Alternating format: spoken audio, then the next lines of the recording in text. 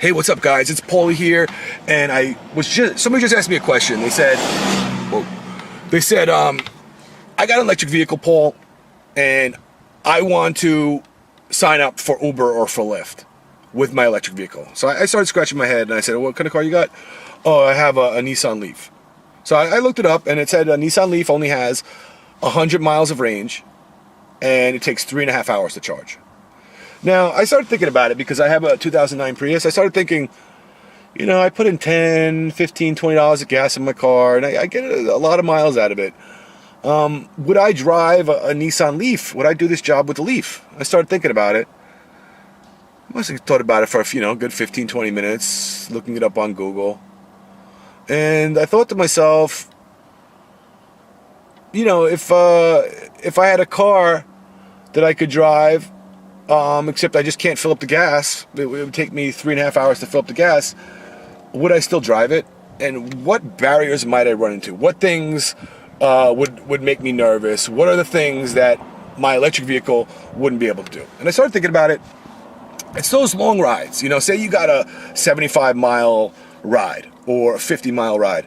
Those are the rides that would put you into that scared level. You'd be like, oh my God, I just drove this guy 75 miles. I have about 20% range left, and I'm 75 miles away from home, and I need to find a charging station, and I'm going to have to be here for quite some time. Now, the problem for me with these cars is it seems like if you drive really far, okay, like 75 miles, and you're out of your area, you're not going to know where the charging station is. And even if you find it on your app, how do you know that it's available? How do you know there's not somebody else using it? And if there is somebody else using it, it might take them a few hours to be done. You might have to wait a few more hours. So to me, it seems like the time management is bad, that you're going to have to spend more time charging your vehicle than making money. And unless you're really close to your home, a few miles from the house, and you have your charging station there, you're going to have to wait with the car for it to be charged. You just can't leave the car there and go home while it's charging. So if you actually signed up with an electric vehicle, and the answer is yes, you can sign up with an electric vehicle if it meets the standards, you're going to be stuck between a rock and a hard place when you get these long rides. Or if you don't shut off your app at the correct time. Say, you worked and you've done 75 miles around your area, and you keep your app on, and you say, okay, one more call, and you got to drive 5 miles to pick this guy up, and he's going 12 miles, and now you only have about 8 left. Now that's going to put you into a serious danger.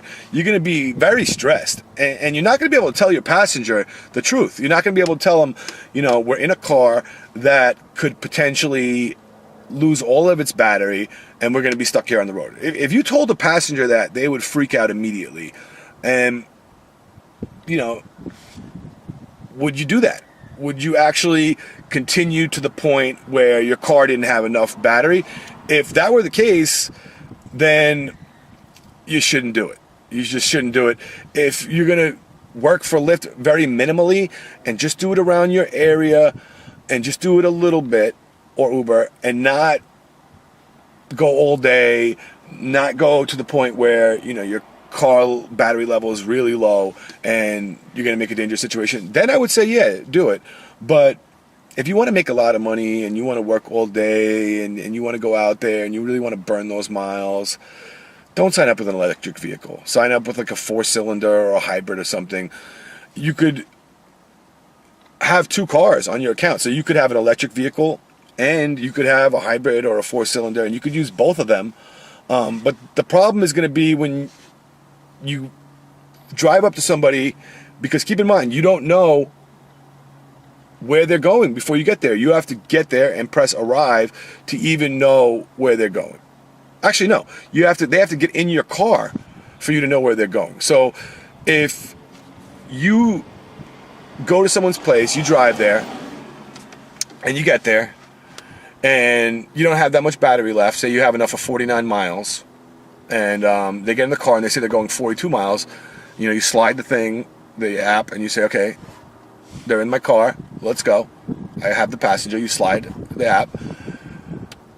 They're going to say they want to go 42 miles, right?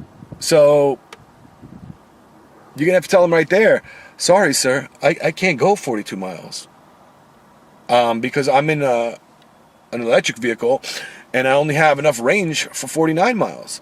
So I don't feel comfortable driving that far.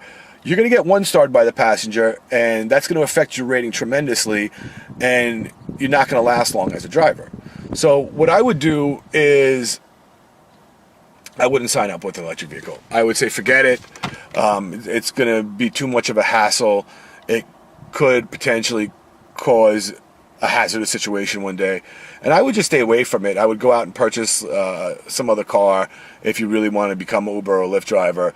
You know, there are so many cheap used cars out there that you could use that meet the requirement, that I don't see any reason to use a car that only functions on range and you can't fill up whenever you want. So me personally, Paulie, I wouldn't do it.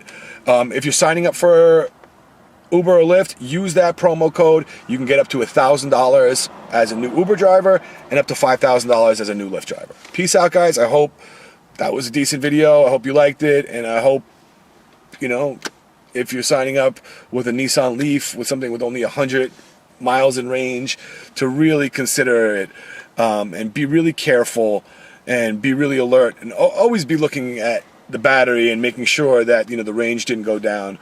I just personally feel like it would be a mess, so I wouldn't do it. But if you know how to do it and you're sure about it, do it. Make sure you use a promo code so you can get up to $5,000 as a new driver and up to $1,000 with a new driver for Uber.